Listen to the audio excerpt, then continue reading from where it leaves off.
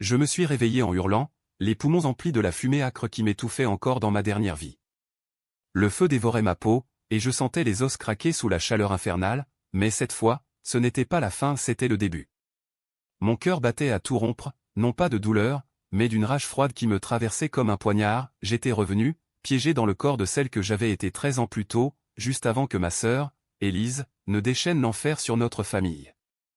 13 ans de mensonges, de trahisons ourdies dans l'ombre des salons parisiens, et maintenant, je tenais ma chance, une seconde vie pour arracher la vérité à ces griffes vernies de fausse innocence. Paris, cette ville de lumière trompeuse, s'étalait sous mes yeux comme un mirage cruel. J'étais dans l'appartement de la rue des Martyrs, celui que nous partagions encore, Élise et moi, deux sœurs issues d'une lignée bourgeoise fanée, où les secrets étaient plus précieux que les bijoux de maman. La date sur le calendrier mural indiquait le 15 juin 2012, 13 ans avant ma mort, avant l'incendie qui avait rasé notre maison de famille à Neuilly-sur-Seine, avant que le monde ne me désigne comme la coupable, la folle qui avait tout détruit par jalousie. J'avais 25 ans à nouveau, mon corps mince et athlétique, mes cheveux châtains cascadant librement, sans les cicatrices qui m'avaient marqué dans l'autre timeline. Mais mon esprit, lui, portait tout, les cris de papa accusant ma folie héréditaire, les regards froids de maman qui m'avait renié, et Élise, oh Élise, avec son sourire de madone, murmurant à l'oreille de tous que j'étais la brebis galeuse, la droguée, la voleuse. Le hook de cette résurrection me frappa comme un uppercut, je revivais le matin même où Élise avait planté la première graine de poison. Ce jour-là, dans la cuisine baignée de la lumière filtrée par les voilages, elle m'avait tendu une tasse de café, ses yeux bleus luisant d'une fausse tendresse. « Ma chérie, tu as l'air si fatiguée. Bois ça, ça te remontera. » J'avais bu, bien sûr, naïf que j'étais, ignorant que ce breuvage contenait les premières doses de somnifères qu'elle m'administrerait pendant des mois, pour me faire passer pour une junkie aux yeux de la famille. 13 ans plus tard, dans l'incendie qu'elle avait allumé pour couvrir ses crimes, voler l'héritage, falsifier les testaments, séduire le notaire de papa, j'avais compris trop tard.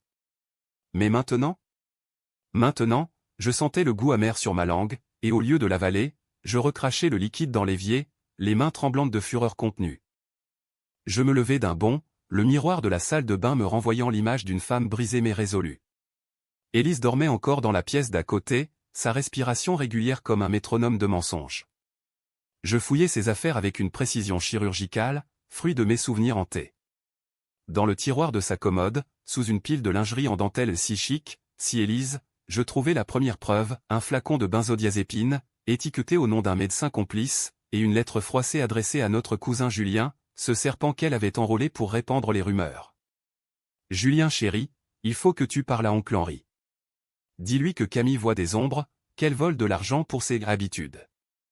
Je ne supporte plus de la voir détruire la famille. » Daté d'hier. Mon sang se glaça. C'était le début de tout, la campagne de diffamation qui m'isolerait, me dépouillerait, me mènerait à la rue, à la dépression, et enfin à cet incendie où j'avais péri, accusé d'avoir tout manigancé pour l'assurance. Mais cette fois, je ne serais pas la victime. J'attrapai le flacon et la lettre, les glissai dans mon sac à main Vuitton, un cadeau de maman que Élise convoitait déjà. Je sortis sur la pointe des pieds, l'air frais du matin me fouettant le visage comme une gifle vengeresse. Paris s'éveillait, les boulangeries exhalaient leur parfum de croissants chauds, les passants pressés ignoraient les ombres qui rampaient dans les ruelles. Je me dirigeai vers le café du coin, le Petit Noir, où je savais que Julien traînait tous les matins, sirotant son expresso en complotant.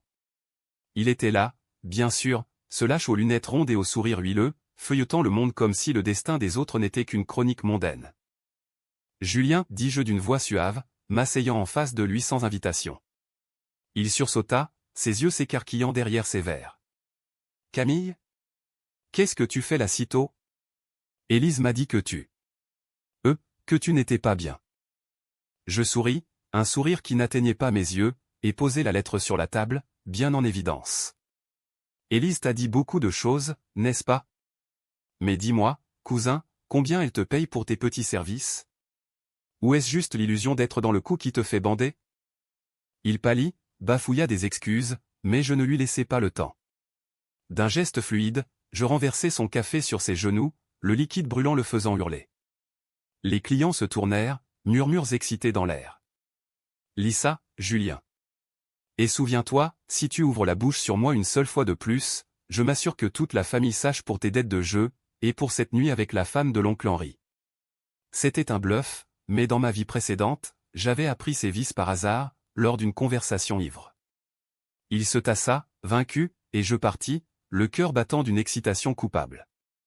Premier coup porté. Mais ce n'était que l'appétit, la vengeance, la vraie, mijotait encore. De retour à l'appartement, Élise était levée, drapée dans sa robe de chambre en soie, feignant l'inquiétude. « Camille, où étais-tu » J'étais morte d'angoisse. Morte d'angoisse ? Ironie cruelle. Je la regardais, cette beauté aux traits ciselés, héritage de notre mère mannequin déchu, et je vis au-delà, la calculatrice qui avait planifié ma chute pour s'emparer de l'empire familial, une petite maison d'édition fondée par grand-père, nichée dans le marais. Papa en était le directeur, mais Élise, avec son MBA de HEC, visait le trône, et moi, la rêveuse qui préférait peindre dans les ateliers de Montmartre, j'étais l'obstacle. Rien, Élise. Juste une promenade. Tu sais, pour éclaircir mes idées. Trouble. Elle rit, un tintement de cristal fêlé. Tu devrais consulter, ma chérie. C'est crise. Je hochai la tête, complice en apparence, mais intérieurement, je jurais, je te briserai, pièce par pièce, jusqu'à ce que ton masque tombe devant tous. Le téléphone sonna à maman, appelant de notre maison de vacances en Provence. Camille, ma fille, Élise m'a raconté tes problèmes. Viens nous voir, nous en discuterons. Le poison coulait déjà. Je répondis d'une voix larmoyante, feignant la vulnérabilité, « Maman, j'ai peur. » Élise dit que je suis malade, mais je ne sais pas. Un silence, puis, « Oh, mon cœur, repose-toi. Nous t'aimons. T'aimons. » Les mots qui me entraient jusqu'à ma mort précédente. Les jours suivants, je jouais le jeu, assistant aux dîners familiaux où Élise tissait sa toile. Chez tonton Henri, dans son hôtel particulier du 16e arrondissement, autour d'une table chargée de foie gras et de Bordeaux millésimés, elle glissa ses premières insinuations. « Camille a toujours été si sensible, n'est-ce pas ?» Ces nuits où elle disparaît. Julien, muet comme une carpe, évitait mon regard. Papa, les yeux rougis par le vin, hocha la tête. « Nous veillerons sur elle. » Veiller sur moi ? Non, il me surveillait déjà, prêt à me ligoter. Mais je ripostai subtilement, une allusion à une lettre étrange trouvée chez Élise, un regard complice vers la gouvernante qui avait vu trop de choses. Les graines de doute germaient. Bientôt, le premier clash éclata. Élise, furieuse de mon silence sur ces épreuves, tenta de me droguer à nouveau lors d'un thé chez maman.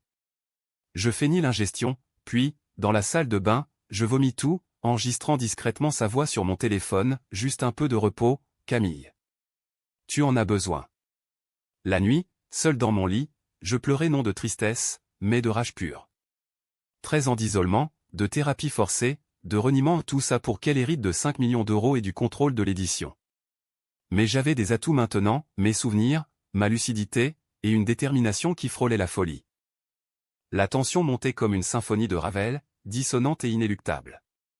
Je contactai discrètement un avocat, un vieil ami de papa que Élise n'avait pas encore corrompu. Préparer des documents pour contester tout testament futur, lui dis-je au téléphone, voix basse dans un café anonyme du quartier latin. Il rit. « Camille, tu parles comme si la guerre était déclarée. » Elle l'était. Et moi, j'étais le général ressuscité. Les semaines s'écoulèrent en un ballet de faux-semblants, où chaque sourire était une lame, chaque étreinte une chaîne. Élise, sentant le vent tourner, redoubla d'efforts. Elle m'invita à un gala de charité au Louvre, sous les plafonds peints de la Vénus de Milo, où les élites parisiennes défilaient en smoking et robes de couturier. « Viens, Camille, montre-leur que tu es des nôtres, » murmura-t-elle, son parfum Chanel numéro 5 masquant l'odeur de son affolement. J'y allai, vêtu d'une robe noire moulante qui soulignait ma silhouette retrouvée, mes yeux soulignés de colle pour accentuer le regard d'acier que 13 ans de souffrance avaient forgé. Là, parmi les coupes de champagne et les rires forcés, je croisai le chemin de Marc, le notaire de la famille, celui qui, dans ma vie précédente, avait falsifié les papiers sous l'influence d'Élise, moyennant une nuit d'amour et une part des bénéfices. Il était toujours ce bel homme aux tempes grisonnantes, aux manières polies de la bourgeoisie du 7e. « Mademoiselle Duval, quel plaisir, dit-il, baisant ma main avec une galanterie qui me donna la nausée. Je retirai ma main doucement, mais fermement. « Marc, j'ai entendu dire que vous gérez nos affaires avec tant de discrétion. Dites-moi, avez-vous déjà vu des testaments modifiés sans consultation ?» Il blêmit légèrement, mais se reprit, « Que voulez-vous dire ?» Je souris, penchant la tête comme une conspiratrice. « Oh, rien. Juste que Élise semble si proche de vous ces temps-ci. Une sœur si attentionnée. » Autour de nous, la valse des invités continuait, mais je sentais son pouce accélérer sous ma paume. Plus tard, je le coinçai dans un couloir orné de toiles de maître, mon téléphone enregistrant en mode silencieux. « Marc, si vous touchez à un cheveu de nos biens, je révèle tout, les nuits à l'hôtel Plaza, les virements occultes. » C'était partiellement vrai, dans l'autre vie, j'avais surpris un email. Il jura, promit le silence, mais je savais qu'il courait avertir Élise. Parfait. Laissez-la paniquer. De retour à la maison, l'orage éclata. Élise me confronta dans le salon, les rideaux tirés contre la nuit pluvieuse de Paris. « Que as-tu dit à Marc ?» Il est furieux. Ses yeux lançaient des éclairs, sa beauté se tordant en laideur. Je m'assis calmement sur le canapé en velours, croisant les jambes. Moi ? Rien, Élise. Juste des questions innocentes. Mais dis-moi, sœur, pourquoi trembles-tu autant ? Aurais-tu des secrets à cacher ? Elle s'approcha, menaçante, et pour la première fois, je vis la faille, la peur brute, celle d'une femme qui avait tué pour un empire. Dans ma mort précédente, elle avait versé l'essence autour de mon lit, allumant la mèche pendant que je dormais sous l'effet de ses drogues. Tu es paranoïaque, Camille. Comme toujours. Paranoïaque ? Non, prévoyante. Cette nuit-là, je fouillais son ordinateur portable pendant qu'elle dormait, profitant d'un mot de passe inchangé familial ironiquement. Les dossiers cryptés révélèrent l'étendue de sa toile, email à Julien pour des faux témoignages, virement vers un compte offshore à Genève, et même une correspondance avec un privé engagé pour me suivre et fabriquer des photos compromettantes, moi, supposément en train de dealer dans les clubs de Pigalle. Le crime originel remontait à notre adolescence, Élise avait accusé papa d'abus pour détourner l'attention de son vol de fonds de l'édition, me faisant porter le chapeau comme complice muette. J'avais payé cher, interné 6 mois dans une clinique privée, pendant qu'elle grimpait les échelons. Le lendemain, je décidai de contre-attaquer publiquement. Lors d'un déjeuner familial à la Tour d'Argent, avec vue sur la Seine scintillante, je lâchai la première bombe. « Papa, as-tu vérifié les comptes de l'édition Lately ? J'ai vu des anomalies. » Élise étouffa un hoquet, maman posa sa fourchette. Papa, ce géant bienveillant aux moustaches poivre et sel, fronça les sourcils, « Quelles anomalies, ma fille ?» Je sortis des impressions d'emails anonymisés juste assez pour semer le doute, sans révéler ma source. Des transferts vers des comptes inconnus. Et Élise signe tout sans me consulter. Le silence tomba comme une guillotine. Élise riposta, « C'est absurde. » Camille hallucine à nouveau. C'est écrit The Point. Mais papa, intrigué, promit une enquête. Premier craquement dans sa façade. Les jours suivants furent un tourbillon de tension.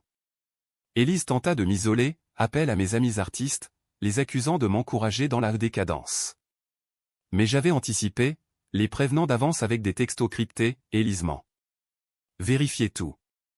1-2, Pierre, mon ancien amant et peintre talentueux, me prêta son atelier pour cacher des preuves.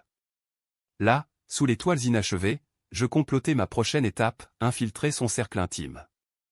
Elle sortait avec Antoine, un banquier ambitieux du 8e, que j'avais connu dans l'autre vie comme son amant complice. Je l'approchai lors d'une expo à Beaubourg, feignant la séduction. Antoine, Élise parle tant de vous. Mais dites-moi, supportez-vous ces humeurs ? Il rit, charmeur. Elle est passionnée. Passionnée pour le pouvoir. Au fil des vers, je le fis avouer, des prêts occultes pour couvrir ses dettes personnelles, déguisés en investissements familiaux. J'enregistrai, bien sûr. La nuit, de retour dans mon lit, je rêvais de flammes non les miennes, mais les siennes, léchant sa peau parfaite jusqu'à l'os. Était-ce de la vengeance ou de la folie ? Les frontières s'estompaient, et une partie de moi, la Camille d'avant, hurlait d'arrêter. Mais l'autre, la ressuscité, chuchotait, termine là. Le twist mineur vint lors d'une visite surprise à la maison d'édition. Élise m'y avait banni dans l'autre timeline, mais cette fois, je débarquai avec papa, forçant la porte de son bureau. Là, sur son ordinateur ouvert par négligence, un fichier, plan B, assurance incendie. Mon estomac se noua. Elle avait déjà tout prévu, 13 ans à l'avance. Papa vit mon visage blêmir. Qu'y a-t-il ? Camille. Je mentis, rien, juste des chiffres qui ne collent pas. Mais intérieurement, la rage bouillonnait. Elle savait que je revenais? Non, impossible. Juste sa paranoïa miroir de la mienne. Bientôt, les premières fissures familiales apparurent. Maman m'appela en pleurs, Élise dit que tu la harcèles. Est-ce vrai? Je répondis par des questions, et si c'était elle qui mentait depuis toujours? Souviens-toi de l'affaire avec grand-père. Maman hésita, le secret enterré, Élise avait falsifié la signature de grand-père sur un testament, me faisant hériter d'une somme ridicule pour me discréditer. Je ne sais plus. Le doute s'insinuait, poison pour poison. La tension culmina lors d'une soirée arrosée chez tonton Henri. Élise, ivre de vin et de peur, me gifla devant tous, espèce de menteuse. Tu détruis tout. Le sang coula de ma lèvre, mais je ne ripostai pas physiquement. Non, je sortis la lettre de Julien, la lisant à voix haute, Élise écrit, fais-la passer pour folle au point. Le scandale éclata, cris, verre brisé. Papa sépara les sœurs, mais le mal était fait. Élise hurla, c'est fabriqué. Mais Julien, acculé, craqua, c'est vrai. Elle m'a payé. Le silence fut assourdissant. Premier effondrement. Pourtant, elle rebondit, m'accusant de manipulation. La police fut appelée pour moi, bien sûr. Dans le commissariat du 1er arrondissement, sous les néons froids, je ris intérieurement. J'avais des preuves solides, des enregistrements prêts à être divulgués. Le flic, un Parisien blasé, haussa les épaules, pas assez pour une plainte. Mais c'était suffisant pour alerter les médias. Un article anonyme dans le Figaro, intrigue familiale chez les Duval, trahison ou paranoïa? La nuit, seul, je sentis la solitude me ronger. Étais-je en train de devenir elle? Une manipulatrice? Non. C'était justice.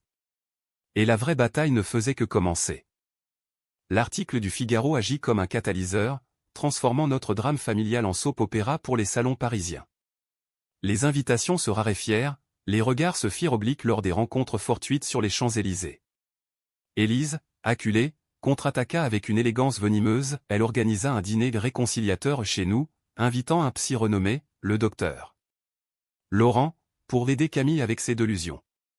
Je déclinai, mais papa insista, viens, ma fille. Pour la famille. La famille, ce mot sonnait comme une malédiction maintenant. Le dîner eut lieu un vendredi pluvieux, la scène gonflée par l'orage cognant aux fenêtres de notre appartement haussmannien. La table était dressée avec ostentation, chandelles vacillantes, cristal de baccarat, et un gigot d'agneau saignant que maman avait insisté pour préparer, comme au bon vieux temps. Élise présidait, rayonnante en robe rouge sang, ses cheveux relevés en chignon sophistiqué. Ce soir, nous guérissons, déclara-t-elle, levant son verre.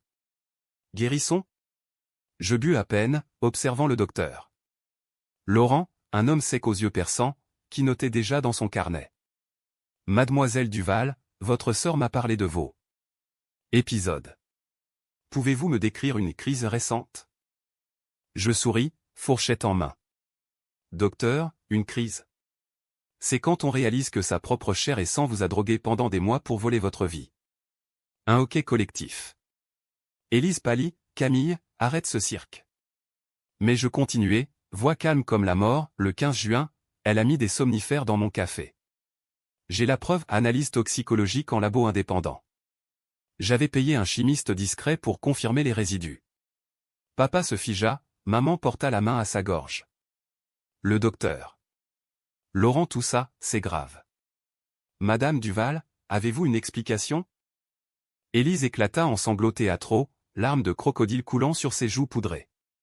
C'était pour son bien.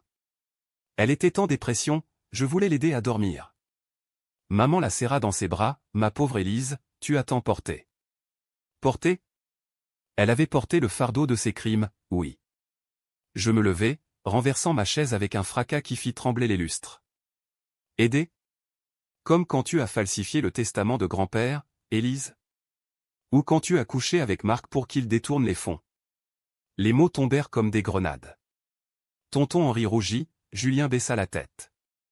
Papa, blême, murmura, assez. Demain, audit complet de l'édition. La soirée s'acheva en chaos, Élise fuyant dans sa chambre en hurlant des injures. Plus tard, seul avec papa dans la bibliothèque au rayonnage croulant sous les classiques français de Balzac, Hugo, ces conteurs de vengeance, il me prit la main. Camille, est-ce vrai? Toute cette laideur? Ses yeux qui m'avaient renié dans l'autre vie, brillaient de doute. Oui, papa. Elle m'a volé 13 ans. Et elle aurait tué pour plus. Il hocha la tête, brisé. Je vérifierai tout. Pardonne-moi. Pardon? C'était un début. Mais Élise ne capitulait pas. Le lendemain, elle lança sa contre-offensive, une plainte pour diffamation contre moi, déposée au tribunal de Paris. Les tabloïds s'emparèrent de l'affaire Les Sœurs du Val, guerre fratricide pour un héritage titra Paris Match. Les photos nous montraient, jeune et souriante à Deauville, contreposée à des clichés récents où je paraissais hagarde truquée, bien sûr. Les appels affluèrent, amis me lâchant, galeries d'art refusant mes toiles. La pression montait, et avec elle, mes doutes. Dans ma vie précédente, j'avais craqué sous ce poids, sombrant dans la dépression qu'elle avait feinte pour moi. Cette fois, je tins bon, consultant un thérapeute à moi, une femme forte, la docteure Moreau, qui valida mes souvenirs comme trauma dissociatif, mais me prévint, la vengeance corrode, Camille. Assure-toi que c'est justice, pas haine. Justice. Le mot résonnait dans les rues pavées de Montmartre où je marchais des heures, esquivant les touristes, cherchant l'inspiration dans les fresques de la basilique du Sacré-Cœur. C'est là que je rencontrai Lucas, un journaliste d'investigation pour Le Monde, un homme aux épaules larges et au regard inquisiteur, qui couvrait les scandales financiers. Votre histoire m'intrigue, mademoiselle Duval, dit-il lors d'un café au tertre. Des sœurs, de l'argent, des mensonges, c'est du Zola moderne. Je lui livrai des bribes, des preuves anonymes, copies d'emails, relevés bancaires. Publié, mais protégez-moi. Il promit, et bientôt, un dossier explosif vit le jour, l'Empire Duval, pillage et falsification. L'article frappa comme un raz-de-marée. Élise appela, voix hystérique, tu vas me ruiner. Retire ça. Je répondis froidement, c'est la vérité qui te ruine, Élise. Pas moi. La famille se divisa, maman, loyale à son aîné, me coupa les vivres, tonton Henri, pragmatique, se rangea à papa pour l'audit. Julien, enfin, craqua complètement, me contactant en secret, elle m'a forcé, Camille. Elle a des photos. Compromettantes. Compromettantes? Il avait couché avec elle, dans une tentative de chantage mutuel. Je ris, garde-les. Mais témoigne contre elle, ou je les balance à tata. Les nuits devinrent des veilles armées. Je dormais avec un verrou sur ma porte, un spray au poivre sous l'oreiller, hanté par des visions de flammes. Un soir, elle tenta l'escalade, un appel anonyme, sa voix déguisée, abandonne, ou tu finiras comme la dernière fois. La dernière fois? Mon sang se glaça. Savait-elle pour ma résurrection? Impossible. Juste une menace creuse. Mais elle força la dose, lors d'une confrontation dans le hall de l'immeuble, elle me plaqua contre le mur, ongles enfoncés dans ma chair. Tu crois que tu peux me battre? J'ai tout planifié. Ses yeux, fous, reflétaient les miens. Je la repoussai, haletante, c'est fini, Élise. La police a été relevée. En effet, papa avait porté plainte. Les flics perquisitionnèrent son appartement, saisissant ordinateur et flacon.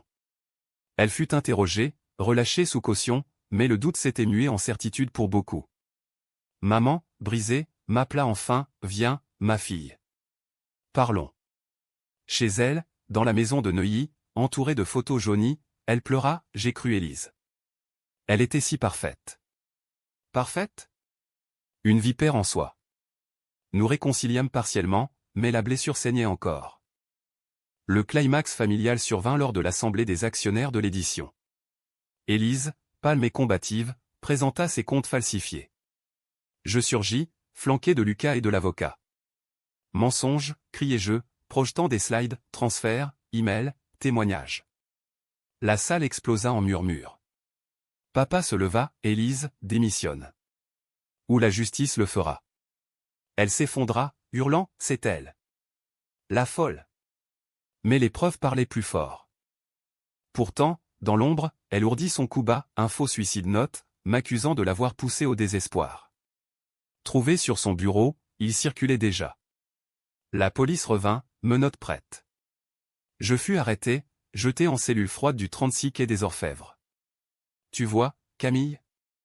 Tu perds, murmura-t-elle lors de la visite, sourire triomphant derrière la vitre. Père? Non. J'avais anticipé, laissant des copies à Lucas. L'article suivant, faux suicide, la manœuvre de dernier resort d'Élise Duval. Libéré le lendemain, je rentrais, épuisée mais victorieuse. La toile se resserrait, et bientôt, elle étoufferait.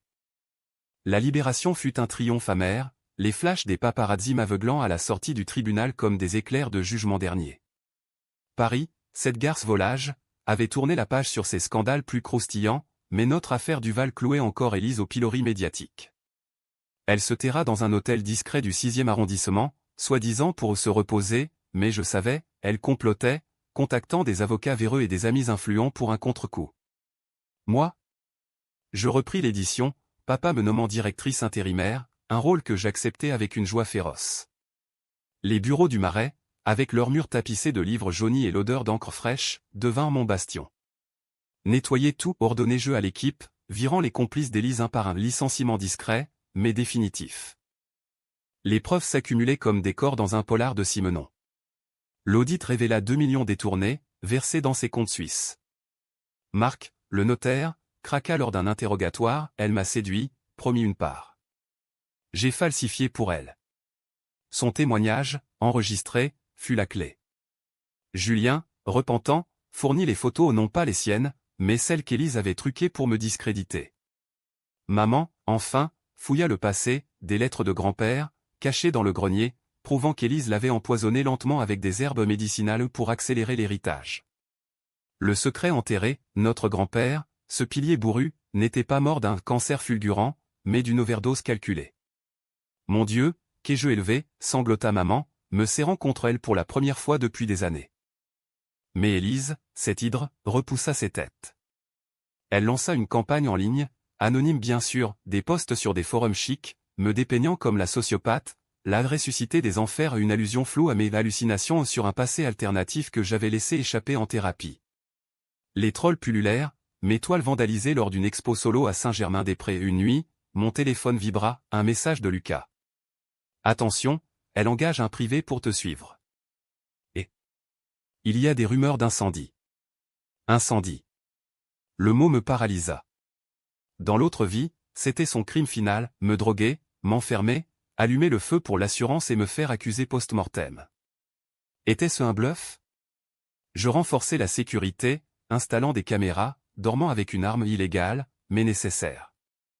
Le face-à-face inévitable survint lors d'une audience préliminaire au palais de justice.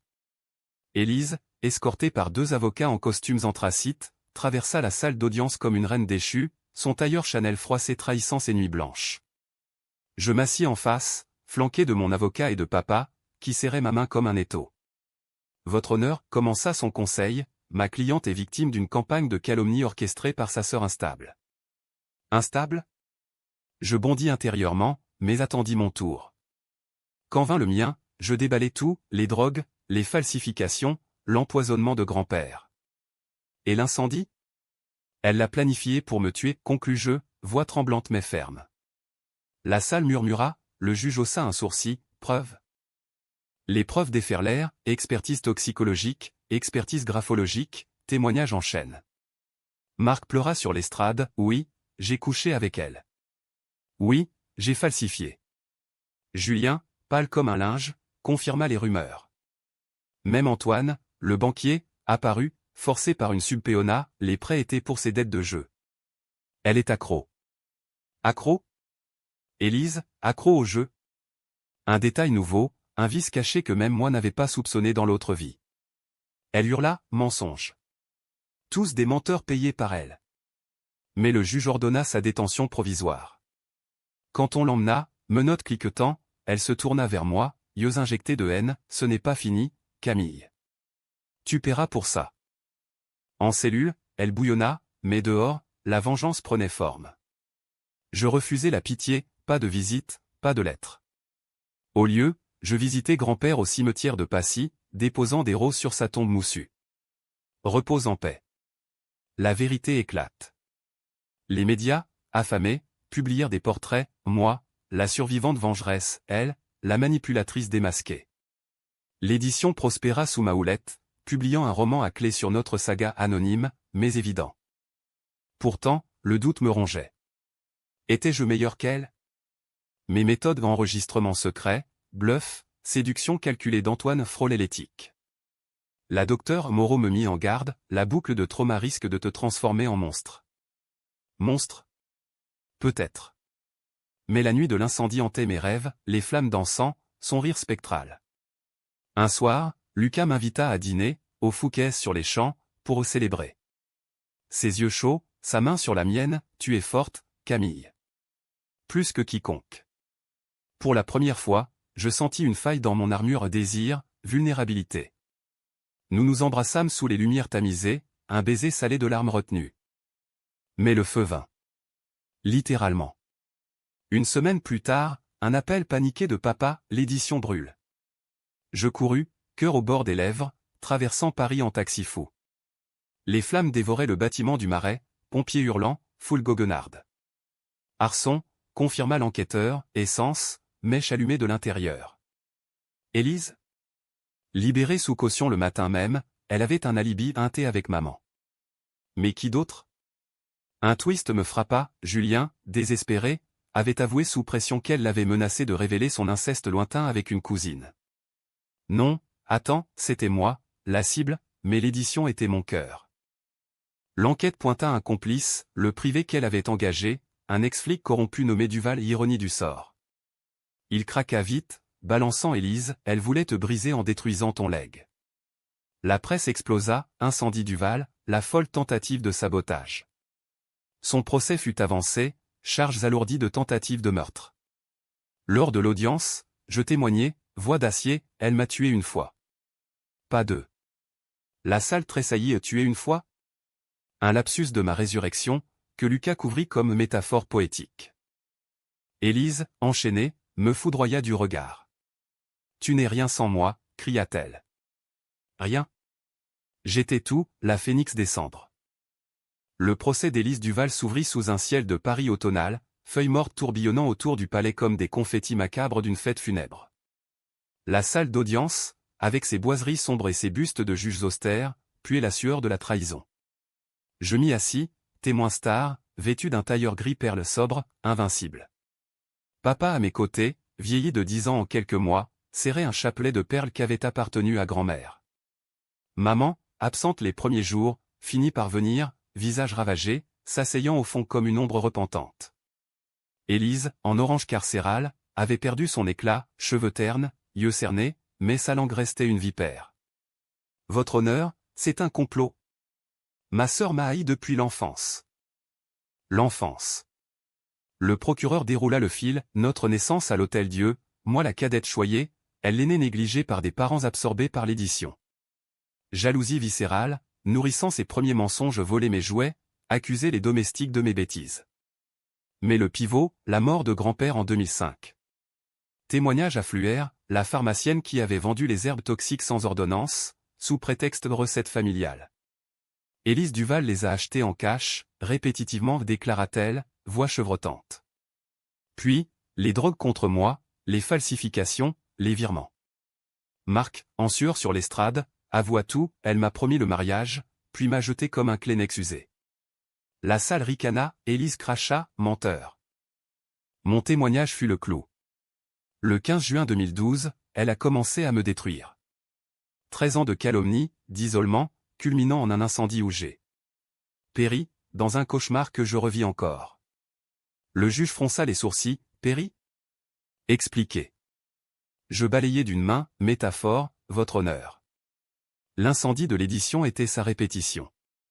Mais intérieurement, la vérité brûlait, ma mort, les flammes éternelles. Je détaillai les preuves, voix claire, sans trembler. Elle a volé notre famille pour un empire qu'elle ne méritait pas. Quand je descendis, papa murmura, je suis fier, ma fille. Fier.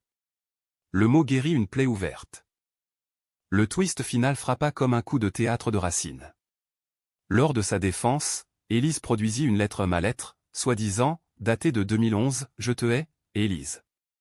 Je te détruirai pour venger grand-père. Falsifié, bien sûr, mais habilement. Le procureur hurla au scandale, experts graphologues appelés en urgence. Pendant l'attente, la tension fut étouffante, médias spéculant sur un duel de sœurs psychopathes, famille fracturée. Maman craqua, témoignant enfin, j'ai trouvé les flacons chez Élise, des années avant. J'ai ignoré, par peur. La salle pleura, Élise s'effondra, maman. Les experts confirmèrent, faux grossier, encre récente. Mais le vrai twist vint d'une source inattendue, Lucas, fouillant ses effets en cellule, découvrit un journal intime. Pages arrachées, reconstituées, Camille doit mourir. L'incendie la fera passer pour folle, et l'héritage sera mien. Si elle survit. Plan B. Plan B, un second feu, plus grand. La salle explosa en cris, le juge tapa du marteau. Élise, hystérique, hurla la vérité nue, oui, je l'ai fait. Elle avait tout, l'amour de papa, le talent. Moi, rien. Je l'ai haï depuis le berceau. Aveu spontané, enregistré. Coupable sur tous les fronts. Le verdict tomba 2 jours plus tard, 25 ans pour meurtre prémédité, grand-père, tentative d'homicide, fraude. Pas la perpétuité, mais suffisant pour la briser. Lors du prononcé, elle me regarda, non plus avec haine, mais vide, tu as gagné, Camille. Mais à quel prix? À quel prix? Ma famille morcelée, mon âme écorchée, mais vivante. Les mois suivants furent une renaissance chancelante. L'édition rouvrit, plus forte, publiant mon propre roman, Les ombres des Duval, best-seller instantané. Papa et moi reconstruisîmes, maman rejoignant timidement. Lucas devint plus qu'un allié, un mari, partenaire dans les nuits parisiennes, où nous dansions le tango dans les caves de Belleville, riant des fantômes. Julien, pardonné partiellement, émigra en Espagne. Marc, ruiné, disparut. Pourtant, la fin n'était pas rose. Un soir, visitant Élise en prison à Mazas, sinistre forteresse, elle murmura à travers la vitre, je regrette rien. Sauf de ne pas t'avoir tué proprement. Je répondis, regrette ta vie gaspillée, pas la mienne. En sortant, sous la pluie fine, je sentis la boucle se clore. Pas de happy end hollywoodien, mais une paix âpre, française, vengeresse, mais hantée. 13 ans après ma résurrection, Paris bruissait toujours de secrets. Moi? J'écrivais, peignais, aimais. La vérité avait éclaté, et dans ces éclats, je m'étais reformé.